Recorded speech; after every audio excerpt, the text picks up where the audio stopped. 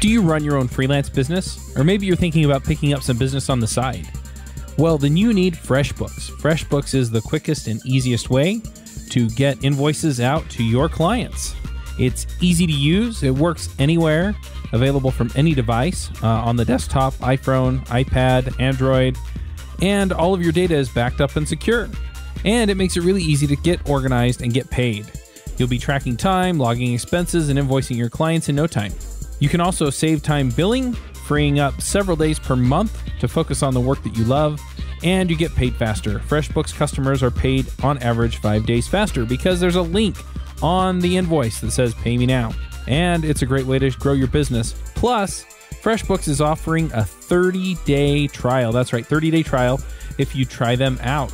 So go to gofreshbooks.com/devchat and enter devchat in the How Did You Hear About Us section. Once again, for a 30-day trial, go to gofreshbooks.com/devchat and enter devchat in the How Did You Hear About Us section. Hey everybody, and welcome to another My Angular Story. This week we're talking to Pascal Precht. Pascal, do you want to say hi? Hello, everyone. Now, just give us a brief introduction, remind us who you are, because I don't think we've had you on Adventures in Angular for a while. Yeah, that's been a long time. So yeah, I'm Pascal. I'm at the moment in Amsterdam, rainy Amsterdam, although it is just cloudy right now, and it's not raining, which is nice. And I'm a software engineer. I'm doing a lot of Angular training, and building apps with it as well. So that's what I've been doing for quite a while now. Nice. Yeah. So I just went and looked because I was like, when was the last time we had Pascal on? And it was episode 69. You came on and talked about Angular 2 documentation back when it was Angular 2. Yeah, that's right. And then episode 97, Angular 2 tips. So. Right, there were 2 episodes. That's cool. Which episode is this one? This is not a Adventures in Angular episode? No, this is My Angular Story, and it'll probably be episode around 30. Oh, wow. Okay, cool. So, yeah. Just collecting kind of the stories of the people who are in Angular. I feel like it gives people the opportunity to get to know people outside of the context of, oh, you do this and you do this in Angular, but where did you come from and how did you get there? And it makes the code journey for other people, I feel, more approachable to hear how you got into things and how you learned and all that stuff. So yeah, that makes total sense. Yep. Yeah. So it is a different show. So let's dive in. Let's get your story. So how did you get into programming? I got into programming kind of by accident, to be honest. So I was never really into computers. I didn't have a computer for a long, long time. And I wasn't really interested in computers either. The thing that I was interested in back then was I did a lot of drawing. I was into nice. Like Japanese mangas and animes and that kind of stuff. And so I was drawing a lot. I was a lot into art. I still like art, but I'm drawing actually much less, and also painting. And so when I was about to finish school, I asked my teacher, since I think I didn't finish with the best grades. So I asked my teacher what would be a good way to move forward with this. And I said I would like to be like a designer or something like that, graphic designer, something that goes in the direction of something that has anything to do with design and drawing. And so she said, well, it might make sense for you then to go to this school here. And that was like an informatics school, 1 year. And it's 1 year doing anything, like a little bit of everything that has to do with informatics. So that includes things like, how you work with documents. There's programming in there. There's, all kinds of stuff in there. And so I did that for 1 year, and I sucked at programming big time. I was the worst student, like really, really bad. I didn't get it. I wasn't able to think logically, I think. Nothing really worked. What worked very well for me was building websites with HTML and CSS. So there was no actual programming required, but it was nice to build a website. And so since I liked that a lot, after that year, I decided to do another school that was related to informatics. And I went there and I did that for another year, and it also taught programming. So when I visited that school, I actually had a chance to step up my game and learn programming and actually do it and understand it. And all of a sudden, I was the best student in the class, or one of the best. Like I understood everything right away. I even gave lessons myself and stuff like that. And so that's kind of how I got into programming. And one thing that specifically got me into web development is that I always wanted to build a website that is nice and shiny and has like animations and stuff like that. And so I got a book which said the name of the book was Dynamic Websites with PHP.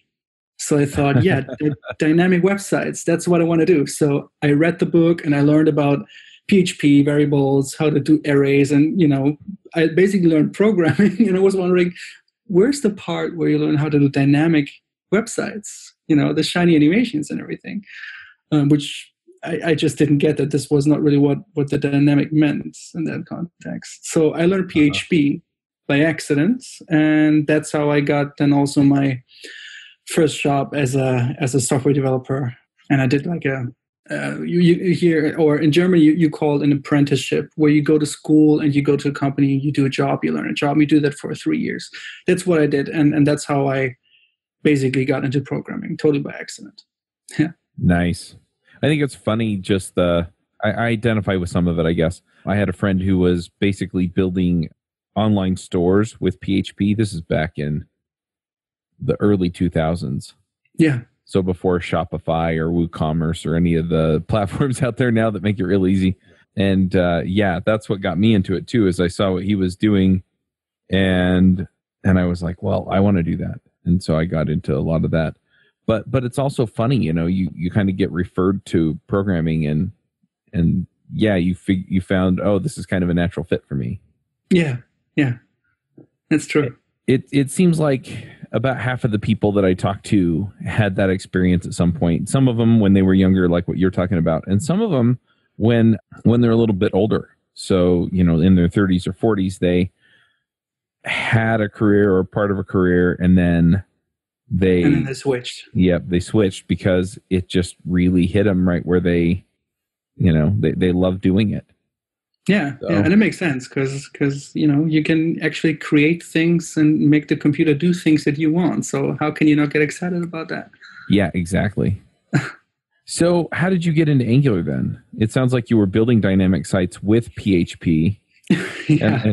Yeah, I did. Like I said, my first couple of websites that I built were in PHP, and I kind of shudder at what I did there. But yeah, I think we've all been there. Yeah, I did PHP for a couple of years. So in my apprenticeship, that was also the main thing that I did. So that was my main job, building a commerce platform with PHP was exactly what I did. There was one day where I saw that there was a brand new JavaScript user group in a city, Hanover in Germany, coming up, and I thought, well, maybe I can reach out to the guy who organizes it. His name is Christoph. Now he's one of my best friends, and I'm running 2 companies with him. So I reached out to him and I asked him whether I can come to his meetup and actually talk about JavaScript. And I didn't have I didn't have any idea about JavaScript really. So I kind of made it my goal that when I get the slot for the talk, I'm going to sit down and learn JavaScript. So that's what I did for a couple of months then.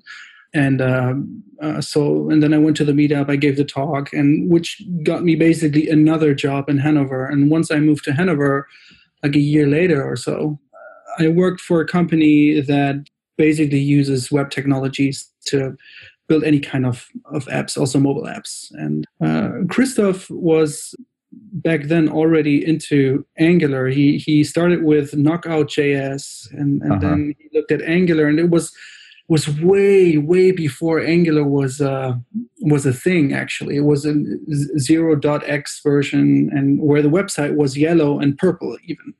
and there was no red shield. So right.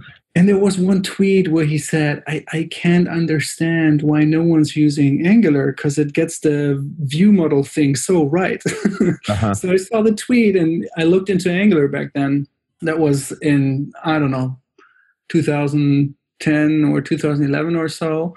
And I read the documentation. And so I learned Angular. And then I started using Angular at the company that I worked at, where I could actually use it in different projects. So that's kind of how it started out. Basically, Christoph recognized the potential of it very early, and he is very good at that. And so then I jumped into it, and I got even more excited about it than he eventually. And then a little bit later, he caught up to that as well. But yeah, I was then using Angular in a couple of projects. Yeah, that's awesome. So I love to dive into what people have done in the Angular arena. And I keep seeing and hearing about Thoughtram and all the things that you folks are doing over there to help people learn and stuff like that. Do you want to just talk briefly about how that all came about? Sure. So Thoughtram is one of the companies that I'm running with Christoph. And basically, the whole mission is to do software training that's fun and with a lot of passion, because we really like to teach people things that we learned ourselves, which is also one of the reasons why Christoph started this JavaScript user group back then. And already back then, we were talking about, one day maybe we can do things like workshops together. And a couple of years later, 2014, the topic came up again, and we said, okay, do we actually want to do this? Do we want to do a workshop about something and see how it goes? And that's what we did. And we actually started with Git workshops. So there was no Angular workshop, even though we've been using Angular for, I think, 3 years by then in the companies that we work for. Yeah, that's how Thoughtram started as a project where we ran workshops, and later turned into a company. And ever since, we try to provide high quality content on Angular, but not only Angular, also other things like machine learning and reactive programming, and all sorts of things. That's kind of how that happened. Yeah. Very cool. What else have you done in Angular that you're proud of or want to talk about here for a minute? I think one of the key events in my entire, not just career, but actually life, that kind of changed everything was an open source project that I started back then, and it's called Angular Translate. It's basically an Angular plugin for AngularJS, so it's 1.x. And the project or the plugin made it fairly easy for you to internationalize your AngularJS apps. So you could easily add different languages to your apps and switch languages at runtime and lazy load languages and that kind of stuff. That is a project that I was developing during the time I was working at this company in Hanover, where I was actually able to use Angular. So also props to them. They actually enabled me to work on this thing during my work time, basically. And so I think that library, I don't have any numbers, unfortunately. I think it would be really interesting to know that, but it seems like there's tons of companies out there that use this library in production, also big companies.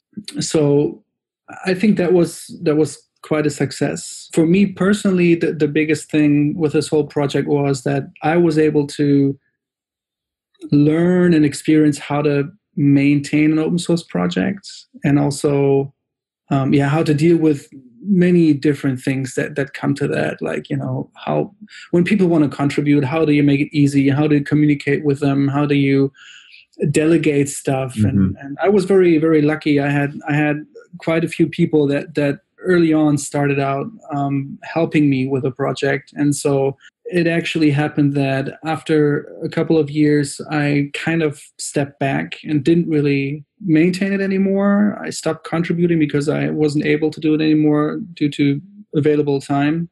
But the community just kept pushing. There were like a couple people that had push access to the repository, and they just kept going with it. And it's still going on, apparently. I don't know when the last contribution was, but it's still an active project, if you will, I think. And I think that's pretty amazing. Yeah, so the community is really, really great in the Angular world. Yeah, the community is awesome. And I just love how everybody gets involved and gets in and gets stuff done. But also I really love just how friendly everybody is. And yeah, and also diverse. Everyone comes up with like different ideas and yep. Comes up with ideas based on your ideas and new tools and whatnot. It's really, really amazing. Yep, absolutely. So what are you working on now? So right now, next to doing training with Thoughtram, I'm running another company with Christoph called Machine Labs, which is it's a platform that tries to make it as easy as possible to enter the field of machine learning, because it's a very academic field and it's very theoretic. So when you want to learn it, you have to learn a lot of math. And when you learn beginner tutorials, they throw like formulas at you and things like that, which don't make it very appealing to newcomers and beginners. And I'm a beginner myself. Like I'm really not like an expert in it at all. So I totally feel it. And so with Machine Labs, we built this platform that makes it very easy. You get an online editor and you can just start coding right away. You can execute like any kind of code in there and execute your machine learning experiments. And that project, that platform is built with Angular, obviously. Yeah. So it's actually very refreshing after doing a lot of training for many years to actually build something that is a bit bigger and a bit more complex and to see that side of the coin. And yeah, it really comes with some very interesting challenges. Obviously, it's not just the front end. There's a server involved and there's cloud functions involved and stuff like that. But it's, I think, by far the biggest Angular project that I've worked on so far, and it's open source since a couple of weeks. So if anyone wants to take a look at the code and help out, or maybe get some ideas for like more complex scenarios, then go ahead to github.com/machinelabs and take a look. Absolutely, we should get you on the show and dig into that. We can do that. Yeah. Awesome. Well, I'll get you the link to where you can grab a time. Yeah. Well, cool. Well, the last segment of the show is picks. Do you have some things you want to shout out about? For you, the listeners of My Angular Story, Loot Crate is offering an opportunity to save 10% on any new subscription at lootcrate.com. Just enter the promo code BRIDGE10 for 10% savings. Loot Crate is one of my favorite things. Every month I get a box in the mail, costs less than $20. And it comes with all kinds of goodies. I have stuff from, just looking at my shelf, Batman, Spider-Man, Ninja Turtles, Back to the Future, Lord of the Rings, Star Wars, and much, much more. So if you're a geek, a gamer, anything like that, and you want cool stuff to put around your office, cool t-shirts, comic books, etc., then definitely check out Loot Crate. To save 10% on your new subscription, go to lootcrate.com/Ruby. Again, that's lootcrate.com/Ruby to save 10% on any new subscription. Enter the promo code BRIDGE10 for 10% savings. I'm reading a book right now. I'm trying to get back to the basics and relearn some of the data structures and algorithms that apparently every computer scientist should be aware of. I'm certainly not, so I'm trying to relearn those. And the book is called A Common Sense Guide to Data Structures and Algorithms. Level Up Your Core Programming Skills. That is a very nice book because it doesn't cover all of the data structures, and it certainly doesn't cover all of the algorithms available, but it really talks about the basic ones that you probably need on a daily basis, and I find that quite useful. I really enjoy reading that one. So I think that will be my pick. Cool. So I've been reading some books as well, and I'm just going to pick a couple of those. What I wound up doing is I have an Audible account, and when I'd hear about a book I wanted, I'd go buy it. And so I probably have like 30 books on here that I haven't read. And so I just decided, you know what, I'm going to download them all and then I'm going to go listen to them all. And so does that work for you? I've been working my way through them, and I've really been enjoying a few of them. So the one that I've been reading latest is called 12 Rules for Life, An Antidote to Chaos by Jordan B. Peterson. And he just talks about, he answered a Quora question and basically said, here are 12 rules for living well. And it kind of went viral. And then people got excited about it, and he got asked to write a book on it. So he wrote a book kind of explaining each of these 12 rules for life. And it is a terrific book. If you want just some guidance on how to live, it's really, really great. And then, that sounds really nice. And then I've been listening, when I go to sleep at night, I listen to fiction. Usually it has to be fiction that I've listened to or read before, because I hate missing parts of the story and I tend to doze in and out as I go to sleep. And so I've been listening to a series called The Word and the Void by Terry Brooks. And I'm currently on the second book, which is called The Night of the Word. The first book is called Running with the Demon. So if you're interested in those, they're pretty great. Awesome. The first book is based in Illinois, in rural Illinois. And the main protagonist, 14-year-old girl who has magic. And anyway, so yeah, they have a confrontation with the demon. You can kind of figure that out from the title. But anyway, it's a really, really well put together book and book series. So listening to that, I read those a long, long time ago. And so it's been kind of fun to kind of refresh the story. And oh yeah, I remember that. So anyway, really enjoying that. And then my last pick, also on Audible, I found out that they have the Pimsleur language learning lessons. And so I bought Japanese Phase 1. Oh, wow. That's cool. And they basically have a whole bunch of like 30-minute lessons. So there are 30 lessons in there. And they just tell you to listen to and practice one lesson a day. And so I'll admit I did like 2 lessons and then I didn't do it very consistently. So I'm trying to get back into that and make it a habit. But I really, really want to learn Japanese. And I think that'd be really fun. I'm currently fluent in Italian. And I speak a little bit of French, but yeah, for some reason, Japanese. I think part of it's just that I've met a bunch of people in Ruby doing Japanese. My dad and brother-in-law also were Mormon missionaries in Japan, and so they speak Japanese, and it just sounds like fun. And it's totally different from Italian. That's really cool. I also think it opens up a whole new world when you're able to speak that language. Yep. That's really, really cool. So yeah, so those are my picks. Now, if people want to see what you're working on these days, Pascal, where do they go? Well, I think there's certainly Twitter, twitter.com/ and then my name, which is Pascal Precht. And the same username, nickname, whatever you want to call it, is used on pretty much all social platforms. So you can find me there on GitHub and probably also Facebook, but I might delete that account quite soon. So yeah, it's mainly Twitter, I guess. Very cool. All right. Well, let's go ahead and wrap this up. But thank you for coming and talking to us about your experience. Thank you for having me. All right. We will catch everyone next week. Bandwidth for this segment is provided by CacheFly, the world's fastest CDN. Deliver your content fast with CacheFly. Visit CACHEFLY.com to learn more.